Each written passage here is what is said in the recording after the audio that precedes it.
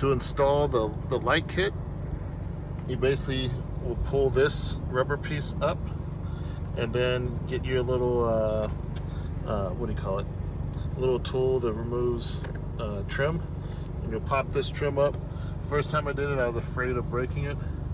And you can see right here, this is the sticker to turn off the light because it recognizes it. It all comes in the kit.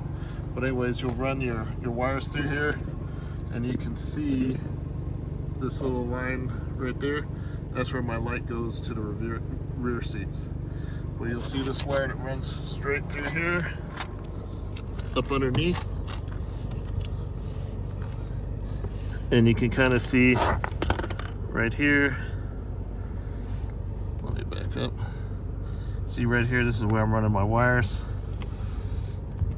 It's kind of hard to see, but my lights will run all the way across the top, over to around this area, and then come through. And I just kind of took everything up. You can see through here and around, and you can see my amp. Same thing, amp controller for the volume, controlling the gain knob, and then here's to the lights. And I have this additional wire that's going to my phone charger, just so I can run CarPlay. So same thing, the lights underneath here are, I don't know if it'll show up in a video, but they're basically zip tied to the bottom of the seat. And that's how you run it clean. I don't like having wires. And if you see a little bit farther, that blue wire, that's running to my amp. And I'll show a picture of the amp, and I'm running through that grommet to run the amp to the outside. I talked about how the amp was run through the firewall. It's hard to see from this angle, but there's a blue wire that runs back here, down the side, and that's basically where the fuse is running.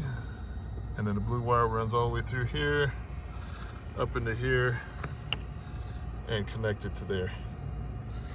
I recommend you get a professional to install it.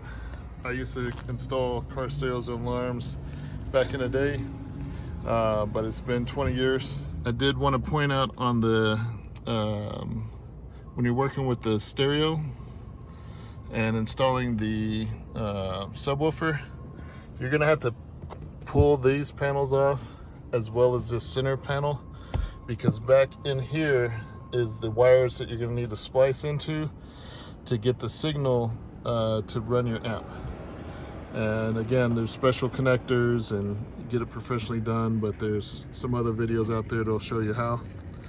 And then the wherever you buy your subwoofer from, they'll explain or give you the wiring diagram for your car.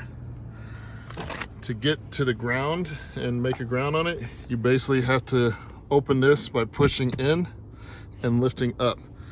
And basically it'll expose right here where this is connected into the frame. That's where you're gonna build a your ground, or connect your ground to it. And so I'm gonna pull down the seat. So here you can see I have my ground wire running here, and you can see down here speaker, ground, power, and then the remote. In order to mount the bass knob in the front, I just use this 3M mounting tape, and that has worked well. It's been holding since around February or March. I did not use the tape that came with it. So I did want to explain one thing about these Puddle lights. Make sure when you install them, install the mount first and let it set for like 24 hours, just to let the 3M do its job before you put this on, because I know some people put in their reviews that it fell off as soon as they put it on. It's probably because they didn't let the 3M set. So just do that and you'll be good to go.